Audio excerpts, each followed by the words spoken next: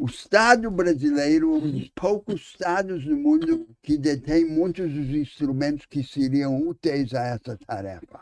Da importância da educação, é uma coisa que eu destaco. A gente vai pegar os exemplos de Taiwan, de Coreia do Sul, e nenhum deles chegou ao que é hoje sem investir forte em ensino. E eu lembro, bem pouco, que era bem pequeno, mas eu lembro das histórias dos meus pais, que na época do regime militar, a gente tinha até um ensino bom, um ensino de qualidade, mas para poucas pessoas. Não era acessível a todos, como, entre aspas, é hoje. Porque tem gente que está indo para a escola também e não está aprendendo nada.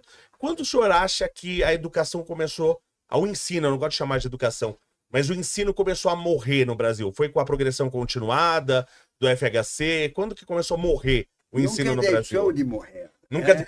Naquele período que nós idealizamos como o período melhor da escola, a escola já era vidrada em decoreba. Essa escola que eu prego, que eu proponho, na verdade, nunca existiu no Brasil. Existem exemplos esparsos, anomalias dentro do ensino brasileiro, mas uma escola como esta nunca existiu. Agora, eu digo o seguinte, o Brasil hoje fervilha de experimentos imaginativos, inclusive em matéria de ensino. E eu encontrei muitos dos experimentos mais audaciosos em partes remotas do Brasil, como, por exemplo, na Amazônia Ocidental, no Acre. O Acre é um dos estados mais revolucionários em ensino. Caramba! E esses experimentos audaciosos em educação não se veem reciprocamente. Os experimentalistas não se conhecem. O Brasil é obscuro a si mesmo. Então, aí é que está a matéria-prima de um verdadeiro projeto desenvolvimentista rebelde, em que nós deixamos de apenas seguir o caminho dos países que estamos acostumados a tratar como nossas referências e buscamos andar na frente, na vanguarda. Hoje, a maior tarefa de vanguarda no nosso desenvolvimento é construir uma economia do conhecimento para muitos. E não a economia do conhecimento para poucos que predomina no mundo. Vamos, por exemplo, entender a tecnologia. Qual deve ser a direção da tecnologia? A premissa dominante no mundo é que a tecnologia tem uma lógica evolutiva predeterminada. Ela leva numa determinada direção que é imanente nela. E essa direção dominante tem as seguintes características. Primeiro, ela gera tecnologias que são mais fáceis de apropriar e compreender pelas grandes empresas, com vastos recursos de capital.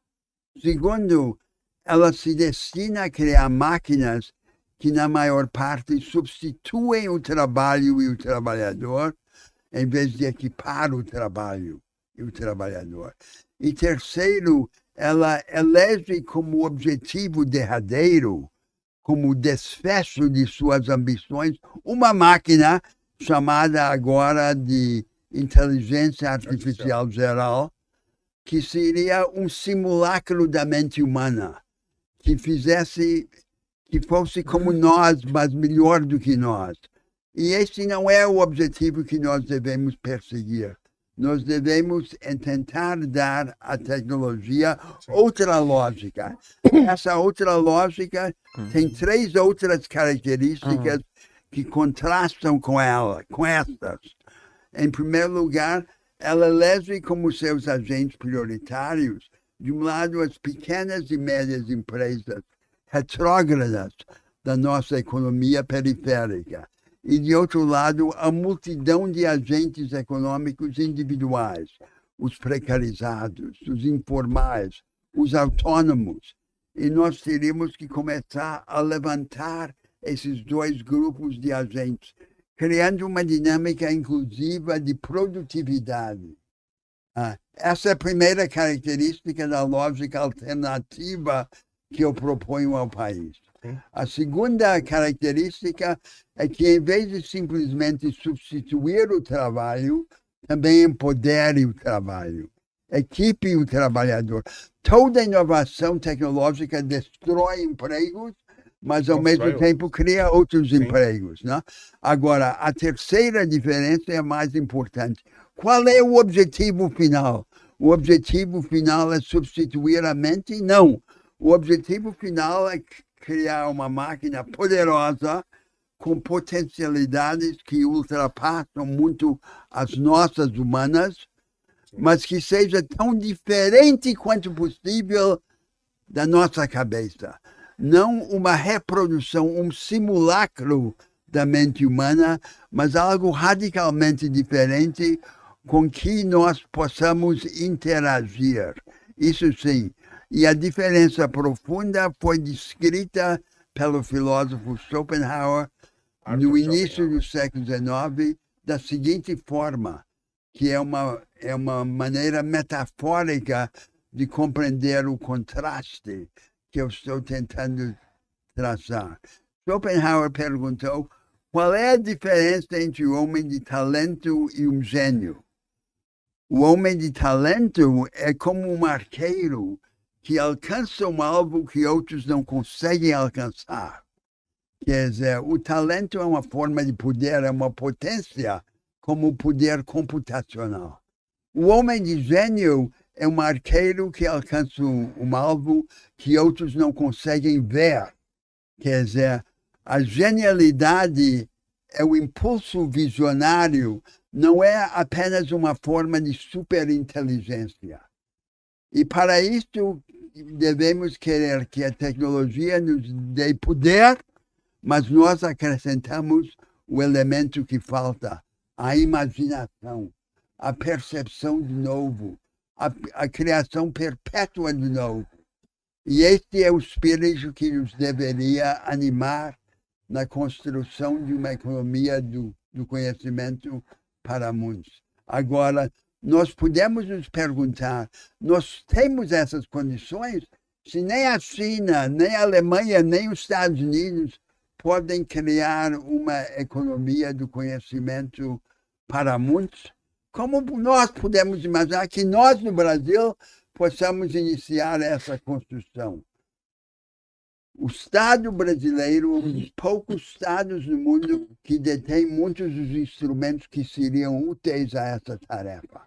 Eles são o vestígio, o resquício do corporativismo varguista, carcomido, pervertido muitas vezes pelo clientelismo, pelo patrimonialismo, mas capaz de ser resgatado, se mobilizado a favor de um projeto como este. O SEBRAE, o SENAI, o SENAC, a Embrapa, os bancos públicos de desenvolvimento, criando oportunidades e capacitações para aqueles grupos que eu mencionei, as pequenas e médias empresas retrógradas e a massa de agentes econômicos individualizados. Mas nos falta algo intangível, porém indispensável, que é a rebeldia contra o colonialismo mental. Nós nos imaginarmos grandes.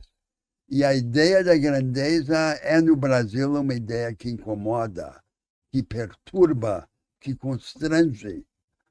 Invista em prata com a Real com o U no final. Dentro da plataforma você pode escolher quantas gramas você quer comprar, o preço máximo que você quer pagar. Assim você vai estar investindo diretamente num dos ativos que tem mais potencial de crescer, porque a prata ela é utilizada em painéis solares, indústria química, indústria farmacêutica, indústria automotiva, equipamentos eletrônicos. O celular que você está usando, provavelmente ele está cheio de prata dentro, e você pode ganhar com um dos ativos que mais tem potencial de valorizar. Para analisar ações, BDRs, fundos imobiliários, acesse a plataforma do Investidor 10, inclusive para você gerenciar a sua carteira, saber quantos de dividendos você vai receber. Inclusive, eu deixei a carteira da minha filha, a Laurinha, ela tem 3 anos e já invisto para ela. Todos os ativos tá no link aqui embaixo.